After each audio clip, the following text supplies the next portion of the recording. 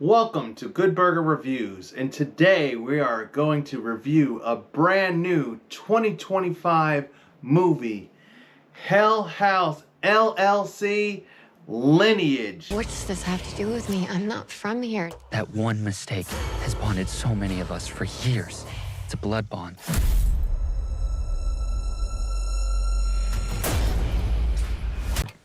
By the power of our Lord Jesus Christ, Are we gonna die in here? They're coming for you. God the Son commands you. This movie is directed by Stephen Cognetti. It is starring Elizabeth Familia, Sierra Saka, and Mike Sutton. After a near-death experience, Vanessa Shepherd faces nightmares in the Abaddon. As mysterious deaths occur around her, she discovers her connection to the Abaddon Hotel, Carmichael Manor, and decades of unexplained murders. This is the fifth movie in the Helll House LLC franchise, directed by David Cognetti, and I believe he's directed all of them. And he also directed 825 Forest Road, so I will be talking about that a little bit because there are similarities in the film. And like many of the films this summer, there were many vibes, many other movies, many blends of movies I felt like I was watching or had seen already, and this one's no different. Oddly enough, one of the strange ones that blended with this fifth installment Helll House was Final Destination Bloodlines, and if you notice, the title of this one is Lineage, i.e. the Bloodlines tie-in, and I'll get into that. But I also think of other movies that are well known that have shown their face in this one, i.e. Oddity, Halloween, Terrifier, and maybe just a little bit of The Wicker Man. So Vanessa Shepherd's our protagonist, and she was played by Elizabeth Familia, and she had a role in 825 Forest Road. So it was good seeing her back in another Cognetti film, but she was in also one of the Helll Houses as well. I believe she was in Helll House 3, Lake of Fire. And she basically it's basically after all the events of all the movies, after Carmichael. So in this timeline, it's about a year after the events of the Carmichael Manor, of the kids who went and visited Carmichael Manor. And Carmichael Manor was released in 2023. And for me, the Carmichael Manor is the entrance to this franchise for me, which gives me kind of a different and lopsided opinion, because many of the fans who've watched it since the original 2015 LLC, Helll House, watched it all the way through 1, 2, 3, 4, 5. I started with the fourth one and then went back and watched the trilogy. And the trilogy is kind of a set trilogy, and then the fourth one, which is kind of another one added on later, and that one's tagline is Origins, and this one's Lineage. So you have the whole complete story, and then you have like the origin story and now the lineage story. I will say that I really did like the Carmichael Manor Part 4. I just got into it, and the big difference between that one and this one is like, this is a complicated, very deep in lore franchise, so to step into it in the middle can get complicated. But I feel like stepping into it with the Carmichael Manor, I was able to pick up on everything that was going on in that movie and really enjoy the story, and then go back and watch the other films and enjoy it. This one, though, is a little bit different. This one, if you haven't seen the first 4 of this, you might find yourself a little bit lost in the shuffle with everything that's going on, because there is definitely parts that connect with the first 3 and then the fourth one as well, and you really kind of have to know. And I struggled with it because I saw Carmichael in 23, and then I watched all 3 of them, shortly after that. And it's been 2 years, which isn't that long, but I've watched a lot of movies. So trying to remember that entire franchise that I watched pretty much all in one weekend, I started to get a little lost as well. So this is going to be somewhat of a spoiler review, and I am going to go over a little bit of the storyline just to get everyone caught up to date on the entire storyline as best as I can, so that what I say about what happens in Lineage makes a little bit of sense. And I'm going to give like the Cliff Notes version. So you have these three clowns that were at this fair back in like maybe 1980 something. They were 1980s, and they basically, these three guys get together and they're like responsible for kidnapping a little girl, and people are disappearing around them, and a lot of people disappear at this fair. And then they end up getting involved in this Abaddon Hotel. And in this Abaddon Hotel, there is a part in the first movie where like basically it's like a whole hell fest, haunted house attraction. People are hosting a haunted house in there. Something goes down in a house and like 15 people die. And then people are trying to go back to the house to investigate it, and then everyone who goes back or gets involved in this house, they die as well. And throughout the first trilogy, you come to find out that these three clowns that are the central antagonists in the entire franchise, they basically formed a cult in this hotel, and they are basically trying to get into hell or having access to hell. And the main guy in the last scene, and in the end of the third one, it's like the lake of fire. They close up the gates of hell, and it was a very conclusive ending in that one. But then they released Carmichael Manor, and Carmichael Manor basically is three people go to the Carmichael Manor to do like a documentary on it because they know it's haunted, and they know like another family that's involved that's connected to the Abaddon situation, but they're their own thing. They all, many of them died. Like, I guess there's like 5 people in the family, and like 3 of them die, and then 2 of them disappear. So these people are at the Carmichael Manor to investigate that. And then, you know, the clowns show up, and all the haunted stuff starts going on, and they start going into the backstory of everything with the clowns and the hotel and everything. And it was a very scary found footage film. Now, Vanessa wasn't really in Carmichael Manor, but she was in the third one, and she was, you know, in the beginning, in the opening scene, she's basically being interrogated by her therapist, like, why won't you talk about what's going on in this house? And, you know, she just doesn't want to talk about it. You still haven't told me everything that happened to you at the Abaddon Hotel. And then, you know, she's having nightmares about the clown. She's having nightmares about the house. She's just, and I'll tell you what, for this movie, the whole nightmare thing, you know, when you have a movie that's built on nightmares, like A Nightmare on Elm Street, the characters are supposed to dream to find Freddy. But I've kind of been griping about this in many films throughout the year, where like it's an illusion, or it's a dream, or it's not a real scare. And Helll House is falling into this trope where it's getting guilty of many of the times where the clown showed up, it's a dream. And then I started to ask myself this question: is this franchise starting to run out of steam? Because what seemed to be their best thing, their best scare, their best trope, their best character, which is the head clown, the shorter, chubbier one, he's used a lot in this one. And I would have to say to the point where it was almost overused. So it's like you found your good thing, and now you just want to hold on to it and package it up and repeat it again. Because this clown, he's known for just kind of standing there. And I compared it to Oddity, like where the little mummy guy in Oddity just sits there and you're waiting for him to move. You're waiting for him to do something, and it takes like almost a whole movie for him to move.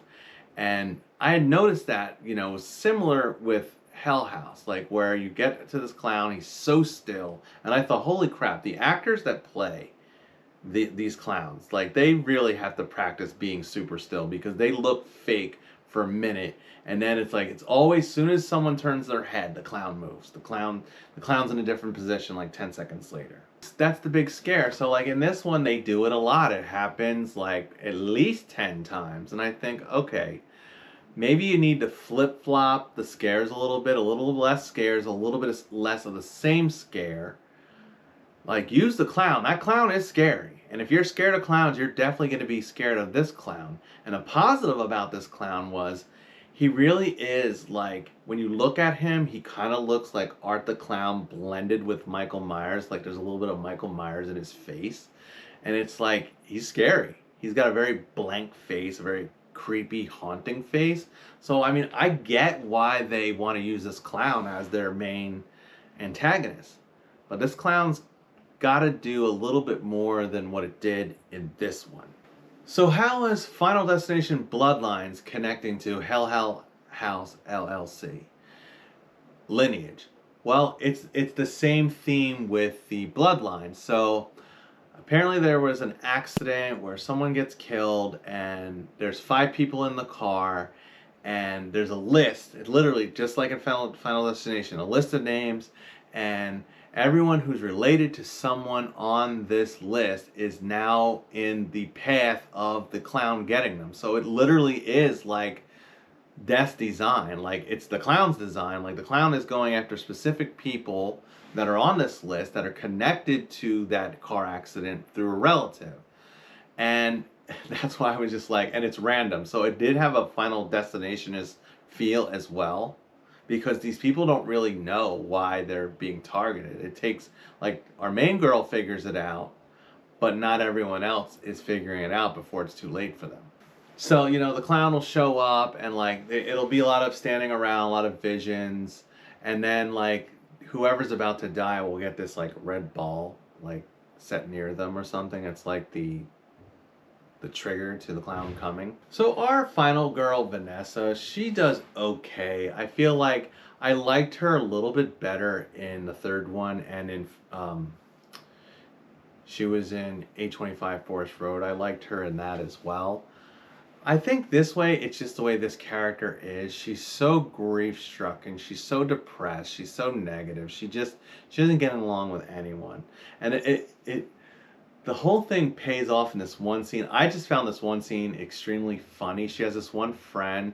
The only way I could say, she has this Oriental friend. She's got this Oriental friend who, like, is trying to cheer her up, trying to get her on the right path. And she's like, oh, I'm going to give you this calming tea. And, you know, she's such a chipper little person. And she's sitting there all gripey. And she whips out this bottle of alcohol and starts pouring it into the calming tea.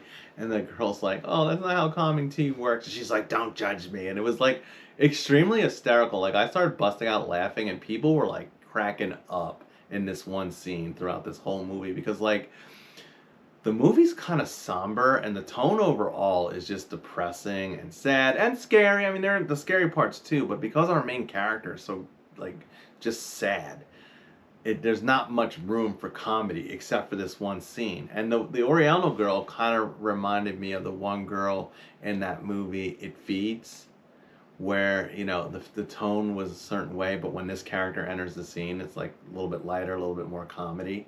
Now you have Mark Sutton, who plays the priest, and this is another one where I'll say y'all didn't do your homework on priests, because he outwardly says, I'm a Catholic priest, but he does not behave in the way that Catholic priests normally behave. So you have Sierra Soccer, who plays, like, this person who's investigating everything that's going on, very similar to many of the characters in the first few movies. And she is going to the priest and she's going to request an exorcism on the Carmichael Manor house. And initially he's like, stay away from the house. But he ends up showing up to the house. So why do you need a Catholic priest? About 2 years ago, I started investigating the deaths of the Carmichael family. The lineage of all these people leads back to a smashed pickup truck along Route 103 in 1989. You want to exorcise the Carmichael. Now, Sierra, or Alicia, she gave me, like, dollar store Julia Roberts vibes. I mean, she looked so much like Julia Roberts, so she was kind of a distraction. And she was another character that was at least a little bit more chipper, a little bit more up, because many of the characters are very down and very depressing. but she kind of had some oomph to her, some life in her, and she definitely wanted to get up in this Carmichael Manor and battle any demon she could. But the priest is kind of, like, I liked him when they first meet up. He's kind of comical. He cracks me up. He reminds me of my one relative that I had that was a distant cousin that was a nun, but she used to curse like a sailor, and it just would crack me up. And in this one scene where he curses, it just cracks me up. But then when they get to the Carmichael Manor house, he's kind of, it was really weird the way he behaved, because I felt like he was this priest, but he was trying to be like an action hero. He's whipping out the cross like a gun, like he's gonna fight the demons or shoot the demons down in a certain way. So like the other thing with the priest, like priests don't just show up to houses. Like they will come to a house if requested by like the owner. But this girl's just showing up at the Carmichael Manor because she wants to, you know, investigate everything that's going on and find the demons. And I guess she's on the list as well, of people that Death or the Clown will be after. And, you know, priests normally bless houses. You know, a person gets an exorcism. A house usually receives a blessing. So the fact that they're trying to exorcise a house is really not official lore. I mean, not that it's that big of a deal. I mean, he basically goes in there and he's trying to say prayers, you know, Saint Michael the Archangel, defend us in battle. And he's getting many of the prayers that are said at the church right, but some of the prayers weren't making sense for what he was trying to get done. And then, I mean, normally, I mean, this clown, you know, didn't even seem to respond to anything the priest did. None of the demons in this house did. In fact, spoiler alert, the priest gets it in the house. Though I did enjoy Mark Sutton's acting and his performance for what he was given, what he was told to do. He was amusing and intense to watch. And Dollar Store Julia Roberts as well. She was intense to watch as well. I felt she was amusing and funny in parts. So there's this other character on the list that works at the bar, like that works with Vanessa. He's a younger guy. And then there was this other dude on the list too that they all went to school together. He kept saying we're Abaddon lifers. But like, I didn't really like the route of his character, the way that went. So like, he ends up not wanting to deal with it at all and just, you know, kills himself. And then with the ending, so like Vanessa, like she's with, there's this the whole ending is like the priest and the one girl in the Carmichael Manor and like Vanessa and this other guy just like in a field somewhere nearby, just trying to work it out. But like, it kind of just kept flipping back between that. But then like, I couldn't always tell if Vanessa was like having a dream or if it was like real, because then in the last scene, she's like at the Carmichael Manor. And, you know, from what I understood I thought the last 3 films in this franchise were the last, because the third one was written to be the last. And then they did the Carmichael one. I just thought that was it. And now this, and this is supposed to be the last one, but the way it ended does not make it seem like it's going to be the last one. It definitely ends with an open-ended ending. It ends abruptly. Like I knew we were getting to the end, but like it just ends. And it kind of gives away a little bit of who's behind these clowns, which I felt like was revealed in the other movies already. But like one of these characters that was in it for a little bit, and then he's behind it, and then like they do this big reveal at the end, but it's like this half a reveal where you don't see his whole face, so I don't even know who the heck he is. And that's what makes me think that there's going to be another sequel. So at the end of the day, I am going to give this one a basic burger. I felt like it follows form mostly, but it's kind of just a repeat, you know, rinse and all that. It's the same movie, just a little bit more complicated. You know, I enjoyed the Lineage part a little bit, but they really never pulled it off like the way they did in Final Destination Bloodlines. In Bloodlines, the Lineage thing is really done well. I liked it. I loved Bloodlines. In this movie, it just kind of seems a little forced, like was it really needed? And then, you know, I mean, the clown is scary, but on repeat. So the more he repeats, the less scarier it gets. I feel like You know how you force yourself to face your fears by always staring into your fears? Well, this clown is constantly in that same phase of scaring us, so like the scare factor was wearing off. So with all that, you know, I mean, the clown's scary. So I mean, and the story overall was compelling when you could keep up with it. And you know, the comical parts and the acting parts, you know, I mean, and that's, at the end of the day, it just kind of all blends into one basic thing, you know, because it has some strong parts, it has some weak parts, but it's nothing to, you know, write home about. And David Cagnetti is a decent upcoming director. I mean, these are lower budget films, so I mean, maybe I mean, I enjoyed 825 Forest Road. I did give that one a basic burger, but I feel like I probably, even though I said I only would watch it once, I might watch it again after watching this, just to kind of refresh myself on that one. But maybe he can do something out of the Helll House LLC franchise and then come back to this a little bit later. This one might need some breathing room before it runs out of steam completely. You know, it is the 5th installment. We're on its 10-year anniversary, and you know, it seems to pack like 60 years of storytelling into this series. I mean, if they do release another one, of course I'll go and see it. I'll look forward to it and be anticipated about it. Well, that's it. I'm gonna wrap it up here. Overall, I would say, unless you're a diehard Helll House LLC fan, wait for it to come on streaming. And if you haven't seen the first 4, maybe watch the first 4. Or if it's been a while, at least watch the first one and the 4th one. Or maybe the 3rd one. I don't know. I guess you just gotta watch them all to get it all. I feel like the 2nd one's the weakest. I honestly like the 4th one, then the 1st one, and then those 2 middle ones. But we'll see. And don't forget to stay scared of those cultic clowns who've been lingering around forever.